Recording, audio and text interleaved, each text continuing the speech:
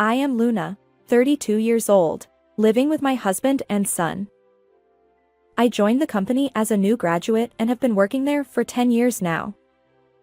When I gave birth, I took maternity leave, but I returned to work immediately after my son turned 1, and I continue to work vigorously in a sales position. Thanks to my hard work, I am on the verge of a promotion, and recently, work has become even more enjoyable. On the other hand, my husband, who is 3 years younger, has been restless and changing jobs even before we got married. He aims to start his own business someday, believing that to become a future entrepreneur, it's essential to gain skills by working in various companies rather than staying in one place. However, when I look at my husband's current situation, his salary decreases with each job change. I have doubts about whether he is truly improving his skills. Despite that, I felt it was my responsibility to support our household while encouraging my husband's dreams. I wanted to believe in his potential. However, my husband betrayed me. He used an unthinkable method to trap me. During the first couple of years of our marriage, my husband and I got along well. Our life wasn't easy due to his unstable job, but spending time with my husband dreaming about building our own home and traveling abroad was enjoyable. However, things changed after I gave birth to our son. My husband became noticeably cold towards me. Looking back, perhaps he hadn't changed much himself. It was having a child that made me realize his true nature. While my husband had never been keen on household chores, he particularly disliked childcare. When I was on maternity or childcare leave and stayed at home, things were manageable. But once I returned to work after my childcare leave, my days became a whirlwind. I woke up early to prepare breakfast for my family and take our son to daycare. After work, I rushed to pick him up, did the grocery shopping, and prepared dinner. I barely had time to catch my breath. I could have used an extra pair of hands.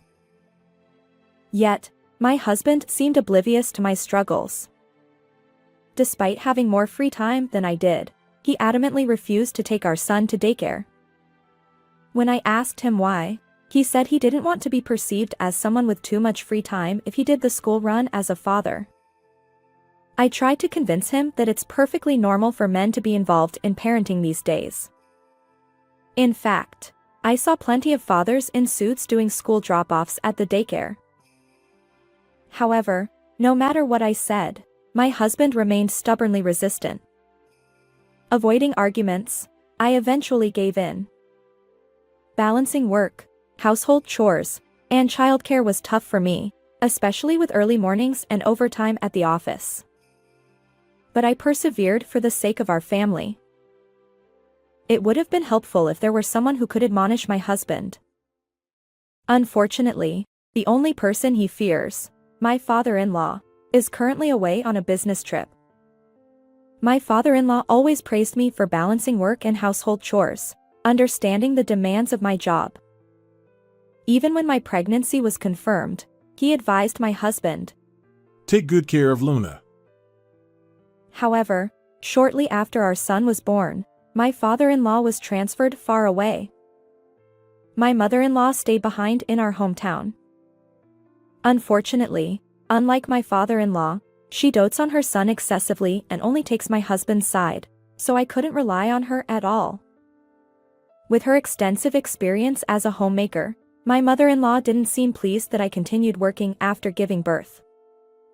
Additionally, she must have been bothered by the fact that her own son kept changing jobs without making significant progress.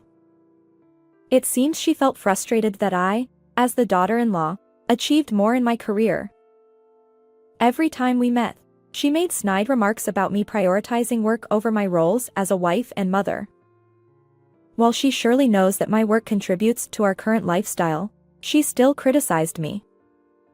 Eventually, she started saying absurd things like how it's pitiful to leave my child at daycare until late or that I should quit my job altogether. Perhaps my mother-in-law's idle time during my father-in-law's business trips fueled her behavior. She would casually drop by our house, deliver her barbs, and leave. Although I felt unfairly blamed, I resigned myself to the fact that some people with outdated views might never understand. Unfortunately, my husband seemed to resent my professional success. When I received a raise for my efforts, I excitedly shared the news with him, hoping for at least a congratulatory word. Instead, his response was a dismissive. Oh, really? It hurt. As time went on, my husband's attitude worsened. He started berating me, saying things like, Don't get too full of yourself just because you're earning a bit more. The constant criticism from my husband and even my mother-in-law left me questioning why I was working so hard every day. I began regretting my decision to marry him. To make matters worse, my husband's late nights became routine. Despite working at a factory where he should have regular hours, he often returned home well past midnight. When I asked him why, he always claimed it was work-related. I didn't believe that could be true, but whenever I tried to inquire further, he'd become irritable. So I refrained from pressing the issue, but I couldn't help feeling suspicious about his unnatural behavior. And then, finally, an incident occurred. One evening, my mother-in-law suddenly dropped by our house unannounced. While her impromptu visits were nothing new, that particular day left me feeling utterly drained. You see, earlier in the day, there had been a daycare sports event, and I had worked late, waking up early to prepare lunch boxes. I was exhausted and had planned to go to bed early, especially since an important business meeting awaited me the next morning. My son, worn out from the sports event, had already dozed off in his bedroom after dinner. However, with my mother-in-law's arrival, I couldn't simply retire for the night. Determined, I dragged my tired body to the kitchen to prepare some tea. However, at that moment, my husband suddenly grabbed my arm tightly. Surprised, I looked at his face. You must be tired, so I'll take care of it. My husband rarely steps into the kitchen, so I was taken aback. Normally, he insists that I handle everything, cooking, cleaning, and more, no matter how exhausted I am from work. Perhaps he wanted to impress my mother-in-law. I thought it was probably just empty words, so I ignored him and headed back to the kitchen. But my husband wouldn't let go of my arm. This time, with a stern tone. Just sit down and rest. He forcibly seated me on the sofa. I felt trapped. If I allowed my husband to make tea for me, I knew my mother-in-law would have something to say. Surely, she'd criticize me for being a demanding wife. However, to my surprise, even my mother-in-law chimed in. Luna, it's okay to sit. She gently held me down and smiled. While I conversed with my mother-in-law, my husband went into the kitchen and started brewing tea. Something is amiss. There's no way both of them suddenly had a change of heart. What's going on today? As I pondered my suspicions, my husband approached with a teacup on a tray. Well, have some tea. He placed the cup in front of me, smiling. I thanked him while keeping a close eye on his behavior. It seemed my husband kept glancing at me. Even my mother-in-law appeared more restless than usual. Definitely strange. I lowered my gaze to the tea my husband had brewed. Ah, I see now. He must be up to something. Yes, there had to be a reason behind their unnatural kindness. I wasn't about to fall into their trap. No more mercy. I was ready. I lifted the teacup but paused just before taking a sip.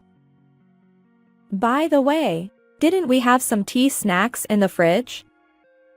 Let's offer them to Mom, I said, facing my husband. Normally, my husband wouldn't bother serving tea snacks to guests.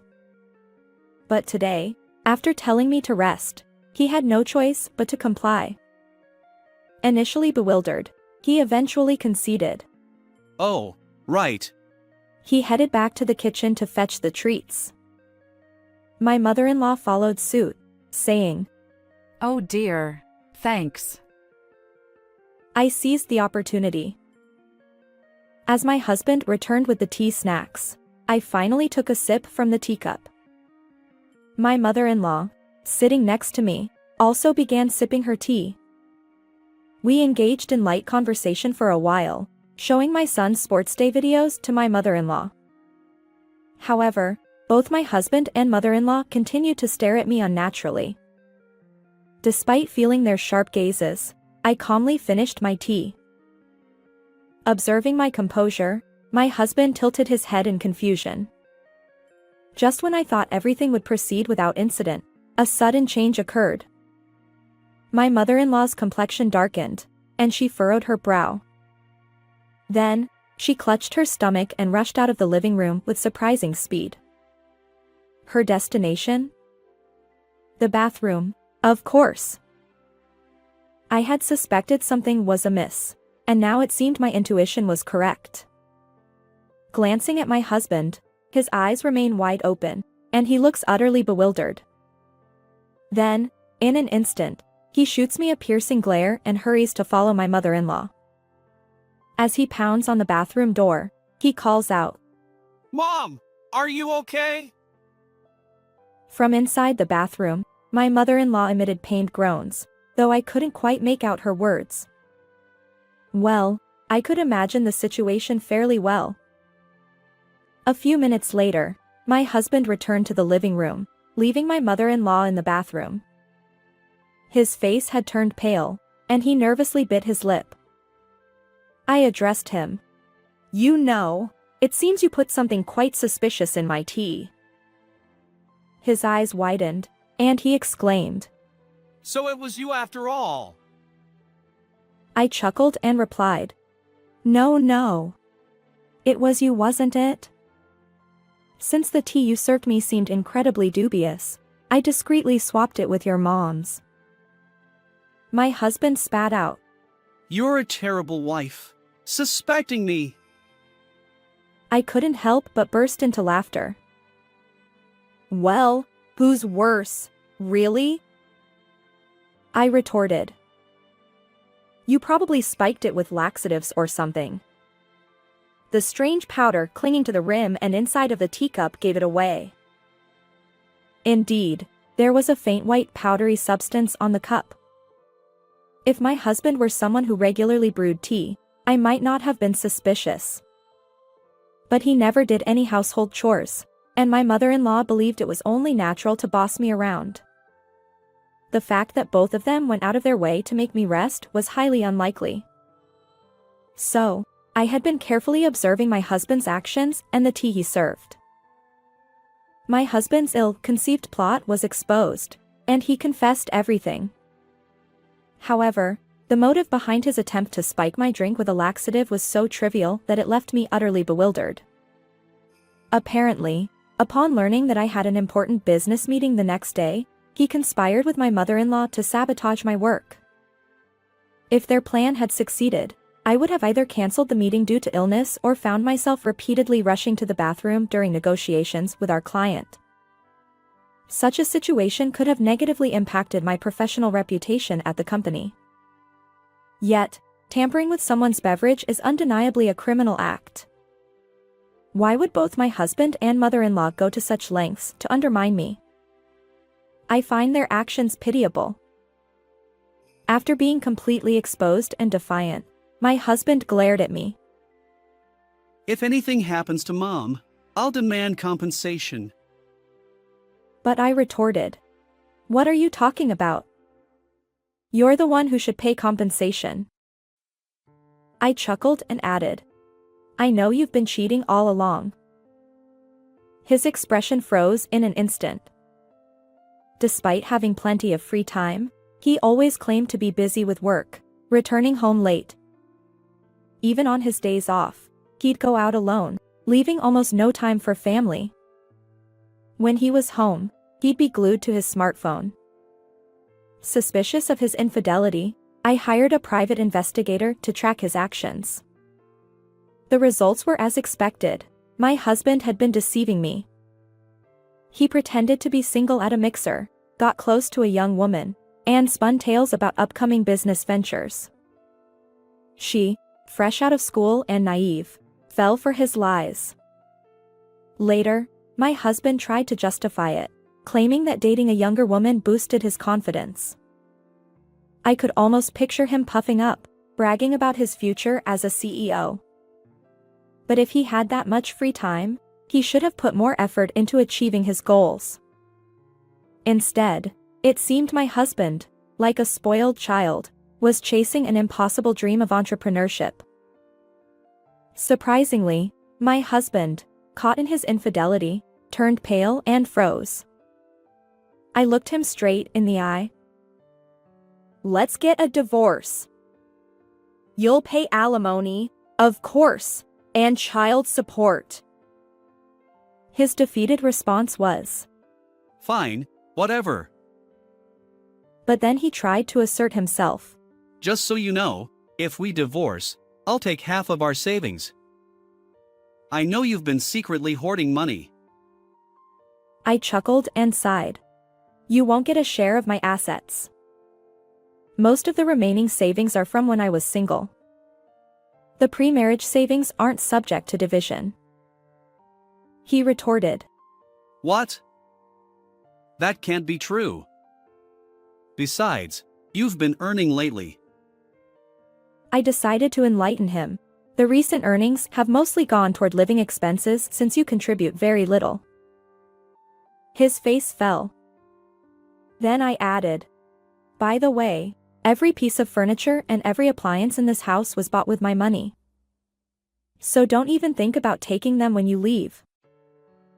This house is in my name, so please gather your belongings and leave."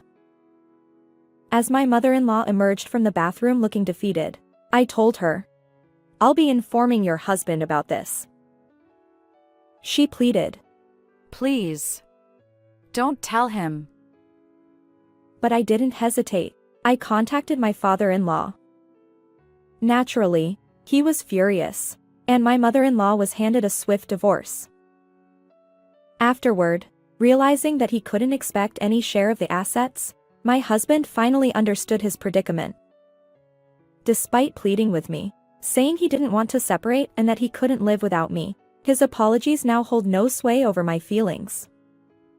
I hired a lawyer, and the divorce with my husband was finalized successfully. I claimed substantial compensation for emotional distress and child support. Due to his low income, my husband couldn't pay the compensation in one lump sum, and he ended up burdened with significant debt. But the punishment meted out to him wasn't limited to that. Since I filed a police report about the laxative incident in my tea, both my husband and mother-in-law were convicted of assault. Although they received probation, they now share a criminal record. In the end, my husband was also rejected by his affair partner, and he works tirelessly day and night to repay his debts. Meanwhile, my mother-in-law, abandoned by my father-in-law, leads a miserable life in poverty. They tried to undermine me with baseless jealousy, but they reaped what they sowed. On the other hand, my recent business negotiation was a great success, and I was promoted to lead the sales team. I moved out of the apartment I shared with my husband and rented a new condominium. Now, my son and I live happily together. Although my first marriage ended in failure, I'll continue working diligently and ensure my happiness. Farewell, everyone. How did you find this story? Please consider subscribing to the channel. Until next time, take care.